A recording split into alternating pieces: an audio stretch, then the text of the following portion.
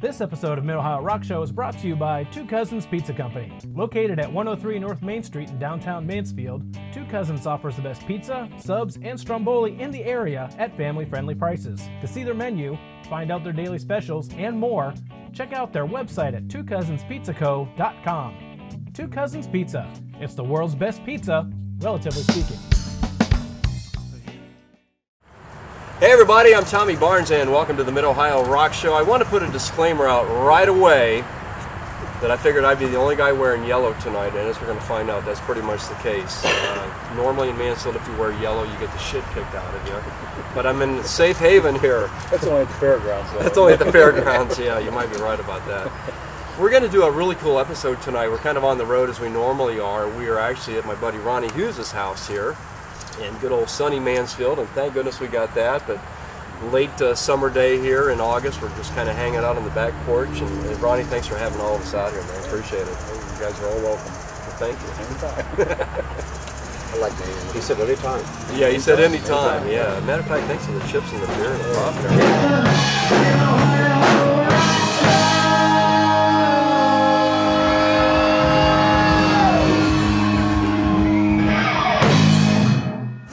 You know, one of the cool things, having known these guys for, man, I couldn't tell you how many years. Ronnie and I probably a good solid 20 anyway.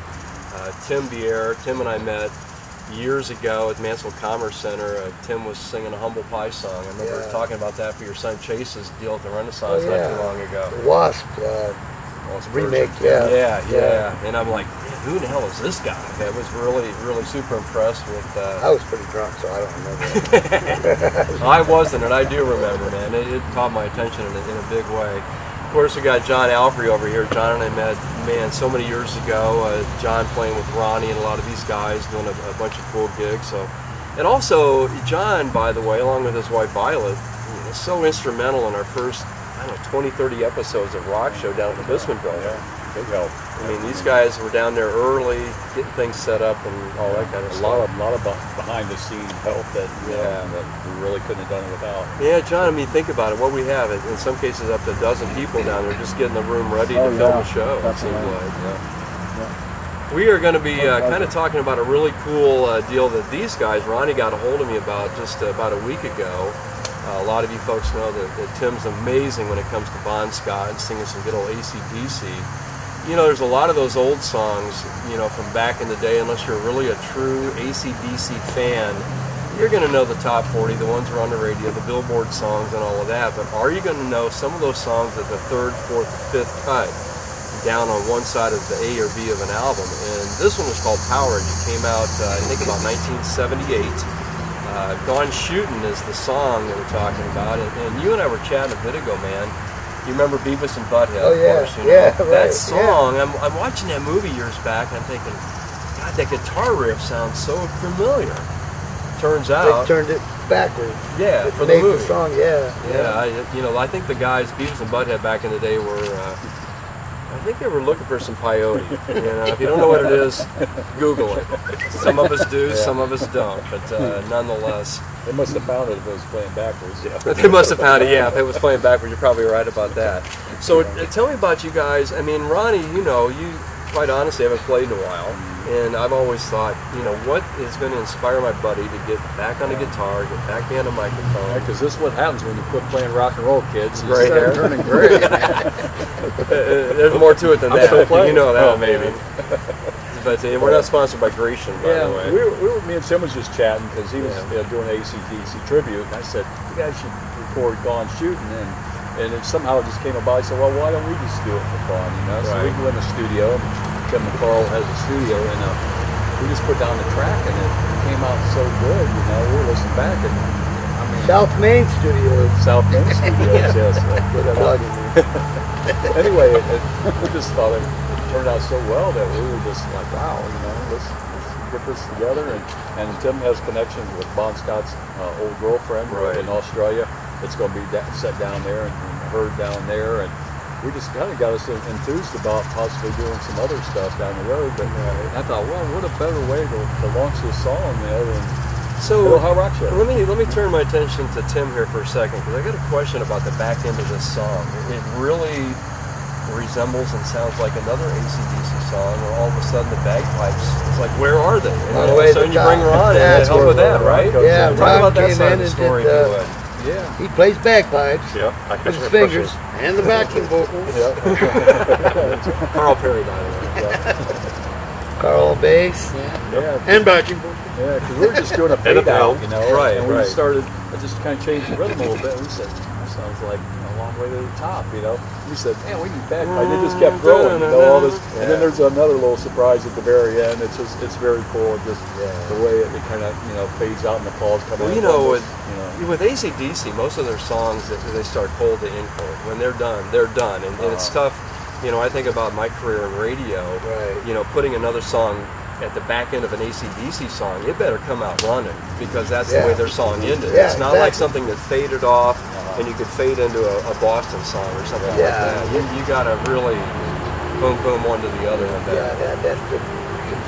But in this case, the way you guys are describing it, it does have a trail-off sense to the song. Right? Oh yeah. It's awesome. Yeah. And then the way it fades kind of off after that, and we have this pause put in. It's almost like an old whistle stop video or midnight special. How, you know, a lot of times the bands would be playing with their track and they'd fade out and then the crowd's applauding. That's almost what this kind of reminds you of. And then Tim does some Bon Scott, you know, little rants at the end, and it's just hilarious. Kind of an underlying the music itself. It's just very entertaining. You know, I think people enjoy it.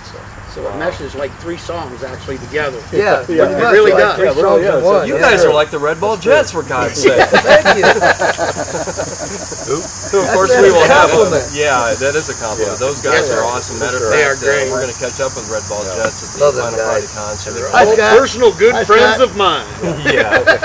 Well, Dave and Jeremy are so instrumental in helping me out with the Final Friday concerts and some other events in Mansfield, and you know, it's been neat to see the path they've taken to Dave since Dave's joined them, and you know, of course, Larry and all the guys. Yeah, they're awesome people. Yeah. They're always a blast to be around. Yeah, and they draw a big crowd too. When you think about AC/DC songs that you've sung before, ever sung that one before at all? Which one? This one? Yeah, Gonchi. Yeah. In shows that you guys have done? Yeah, only recently. I mean, we just recently picked that up, and we had our old Bon Scott. We never did that really. No. Played that one. Always wanted to.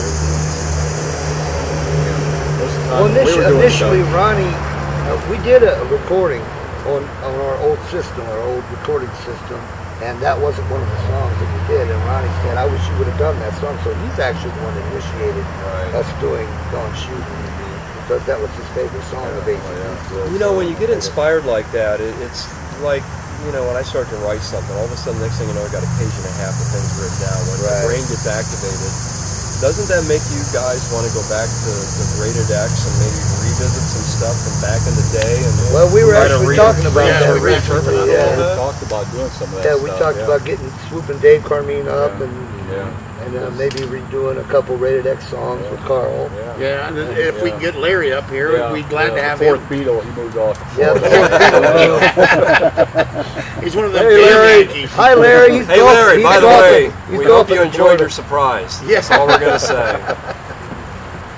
It's that's cool. I mean, and so in that case, you really think about retexturing, relayering, redoing those songs in a different kind of way. Yeah, we thought about maybe 2 songs from the old Rated X era. For a while, because some of them that we never even recorded, that, you know, we wrote a lot of songs during that time, and we did 4 down in Chillicothe recording workshop years ago. That's a cool place. About 88, and we did those 4 songs.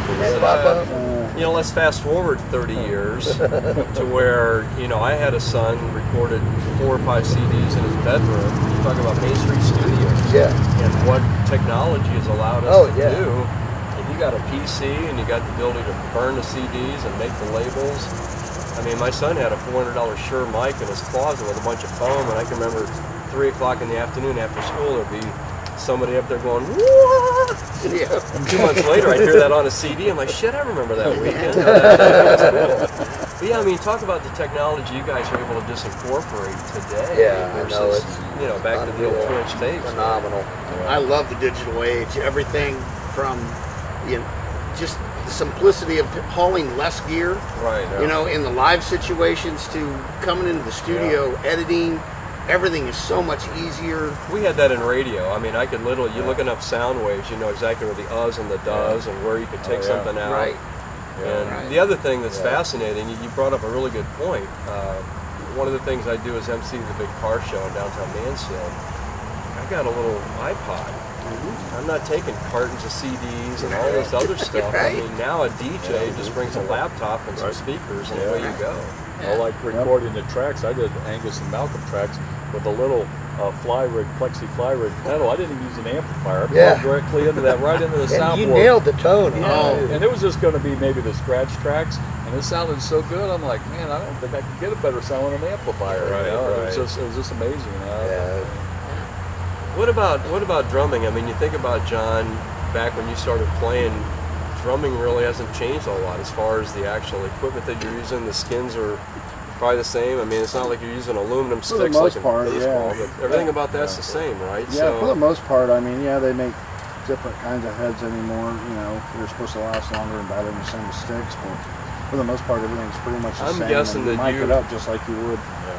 And I'm thinking that you really want that true, really raw sound and nothing that's going to sound mechanical or electronic in the drumming that you're doing. They're getting of better. Of course, the electronic drum they're getting better. Technology has gotten to where it's actual samples of real drums recorded.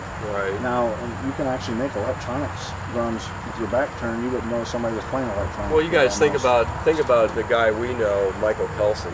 You know, now they've got I just call them loopers. You know, they play this. They play that, they do a little of this, and all of a sudden, the next thing you know, they get a full-bore song within about 38 seconds. You know, so technology has taken that, and you see more and more of those guys incorporating that, and I guess even Elliot Lewis from Hall & Oates is a good example. I mean, here's a dude that doesn't have to haul around a band around the country. He can do solo shows and pre-recorded. Have everything pre-recorded. Go see Animals as Leaders one time. You'll be amazed at how efficient those guys are with loopers, and they don't even have a bass player, but the two guitar players switch playing through loopers, the bass tracks just on a guitar. It's amazing. They are just incredible. You know, I think about bass players. One of my favorites, quite honestly, is probably Michael Hanna of American Dog. Oh yeah, he's great. That dude, man, has got a bass guitar that sounds like a lead guitar. And Steve Theotto, of course, one of the best. No offense to you, but he is one of the best guitar players I've seen. But when you incorporate their sound into a band, you're like, where the hell's the bass? Well, it's half lead as much as it is bass, the way he runs it through there.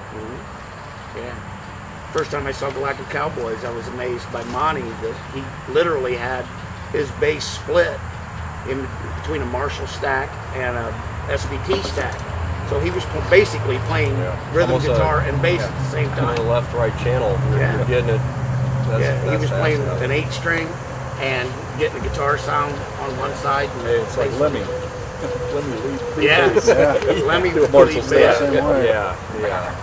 There's a lot of fantastic stuff out there. Technology. It's amazing. Well, I think we could all be pretty grateful for it to a certain point. You know, in some cases it's eliminated jobs and positions, but it's also eased in what was made it a lot easier what we're able to do with the technology. I mean, you guys could do something together, send it to Larry Pennepacker down in Florida. He could listen to it, add his thing to it, and email it right back to you again within an hour or two. You know, it's crazy. There's websites that you could contribute tracks to. Right. Exactly. Phone apps. You come up with a good riff or something like that. Dropbox is one that's really good for that. Is it really? Yep.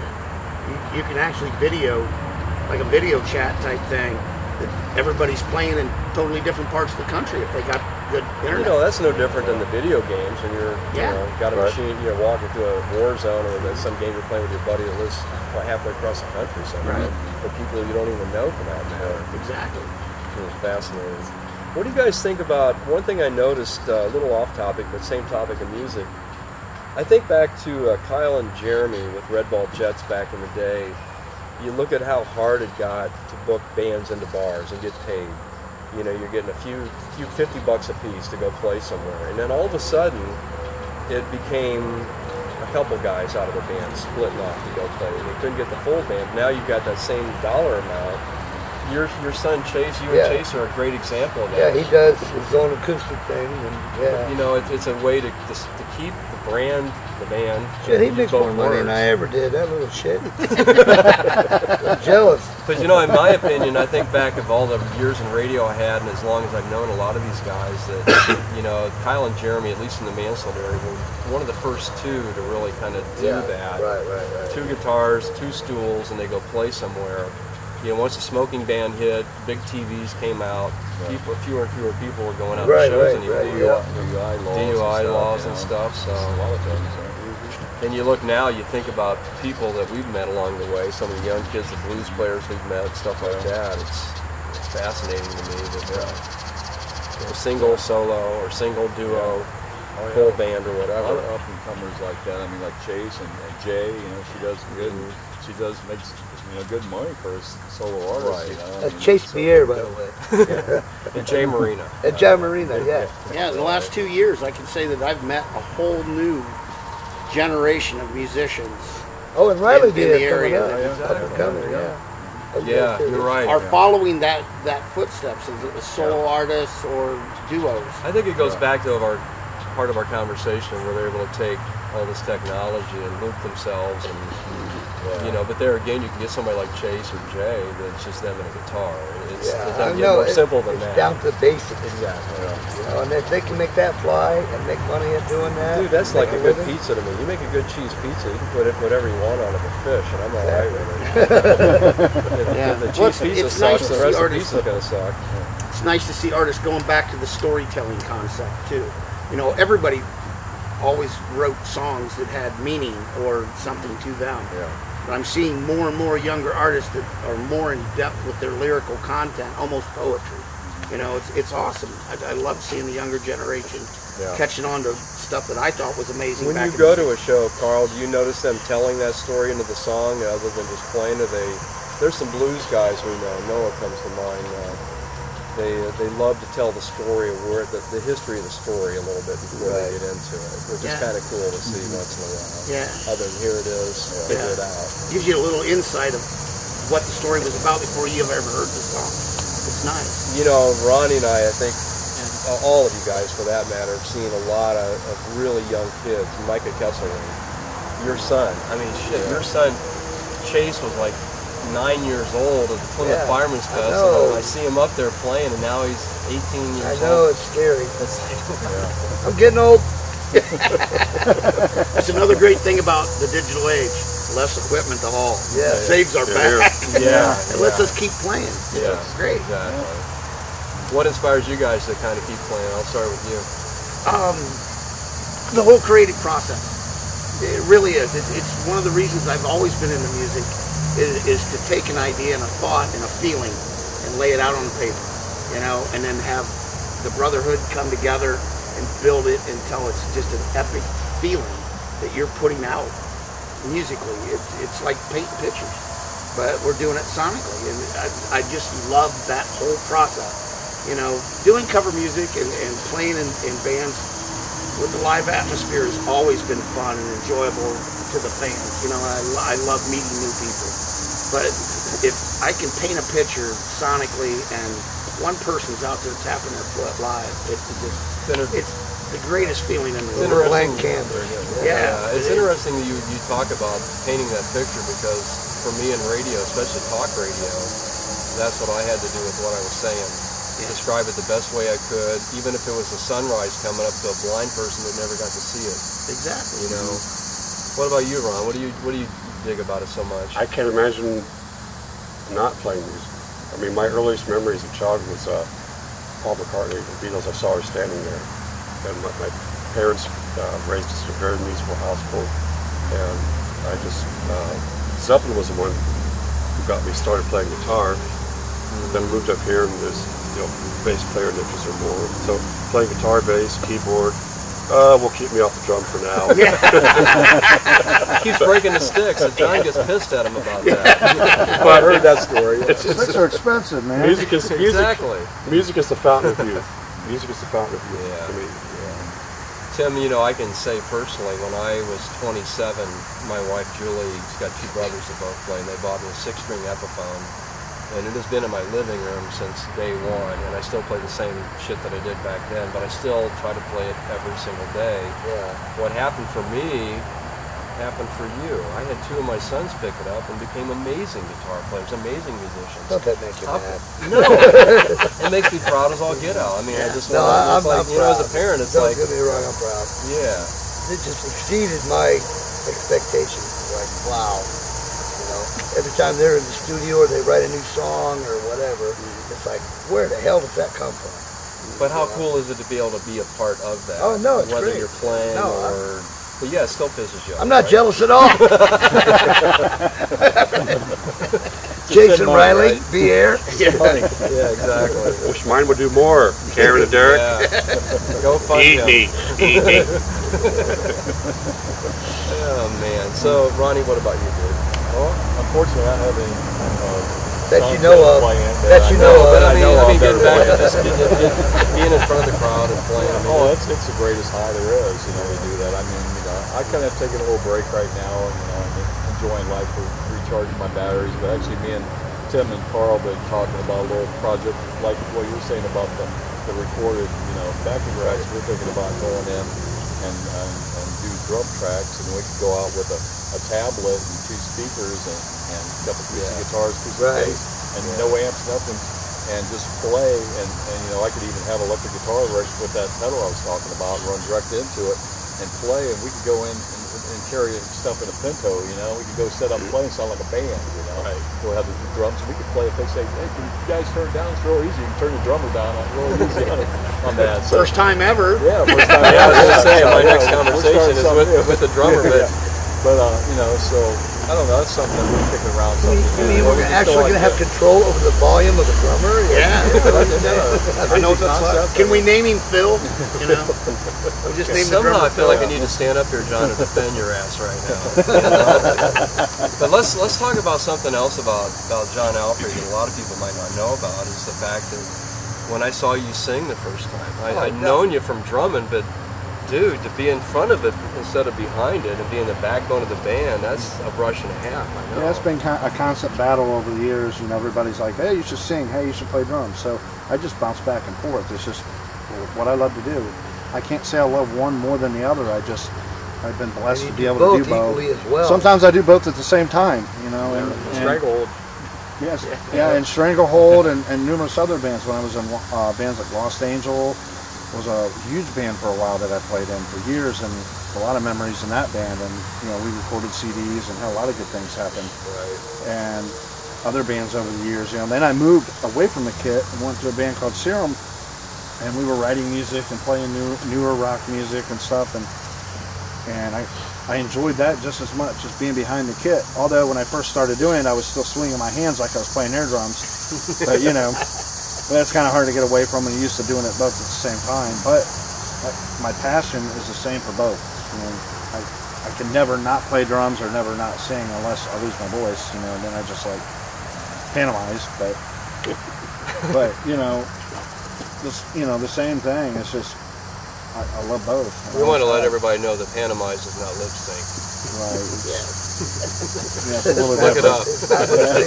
Look it up. Yeah, I think that was for Google me. it. Yeah, I knew what a great drummer you were, but actually a couple, 3 or 4 years ago when I got to see you sing for the first time, it was like that was cool. And you know, for me, music's got to grab me, and that's one of the things you guys have been able to do, not only as friends, but with the music you put out. It's like I pay attention to it. It's been cool following you down the road, and certainly having you on Rock Show tonight. A lot of good time. That's great, you know, all the support, you know, anybody. A lot of years, a lot of beers. The support is appreciated, very much so, you know. Great memories. All right, well, we're going to get the heck on out of here. We got salsa getting a little bit too warm, chips that are getting stale, and Ronnie's got barbecue, right? Yeah.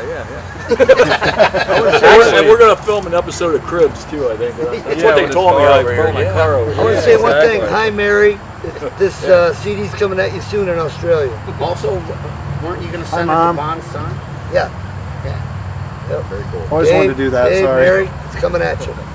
Nice. Hey, we're coming at you from Ronnie's backyard here in Mansfield, Ohio. And since he ain't got no barbecue, I think we're going to go over to Porky's. They got a hell of a sandwich over there, and they also offer Velveeta cheese on a cheeseburger. How do you say no to that? Yeah. Oh wow, you know. Yeah. Awesome. And I'm a vegetarian. Cheese is not a niche. Yeah. I know. I have a folk plant over here. You ever heard that song, Folk Salad Annie? Yes. Yeah. Oh yeah. The Heck folk yeah. plant. That's where that came from. I didn't even know that. God. Someone pointed that out to me about that. Little history lesson. Yeah. Jerry Reed, Another right? little history lesson since you brought up the car is Yeah. tell us about this amazing car you got hooked up with about a year ago. Yeah, that's my newest baby. I actually traded a guitar for it. my Your baby. my Birdland. So I knew I was done doing the Ted Nugent thing. Guitar, you know, was sitting around, and the guy offered me such a crazy deal. After all said and done, when he gave me piles of cash, I drove off with that shiny car for $900. So I couldn't pass it up. It was just something that I enjoy now, since I'm, you know, kind of taking a little time off and enjoying life a little bit and recharging my batteries and just having fun and enjoying the summer. And What he's really waiting for is his room at Penrose down there. Yeah, really. Actually, that, you know, it's not there yet. so I think I booked the last one. I'm gonna go piss. Is that okay? All right, hey, once again, thanks for joining us for Rock Show. Thanks to our host and our producer, Ryan Niemiec, for coming out here and filming multiple minutes of all this insanity. Thank you, Vi. Thank you, Julie, for coming out and supporting the men. Appreciate it. And Larry, by the way, enjoy that surprise. You are going to shit your britches.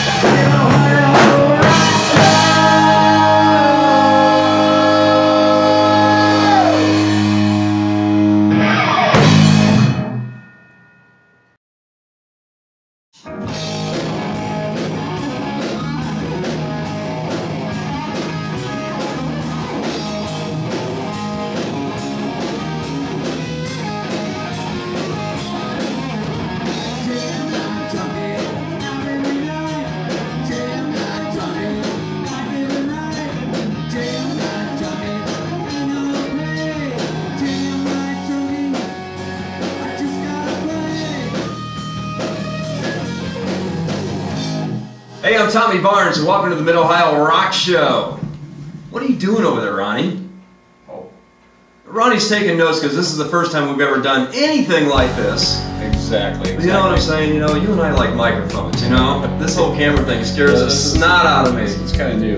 Hey, the whole idea behind this, folks, is we're going to be previewing and featuring some local bands around the Mid-Ohio area. We hope you tune in every week. We're not quite sure what's up just yet. Exactly.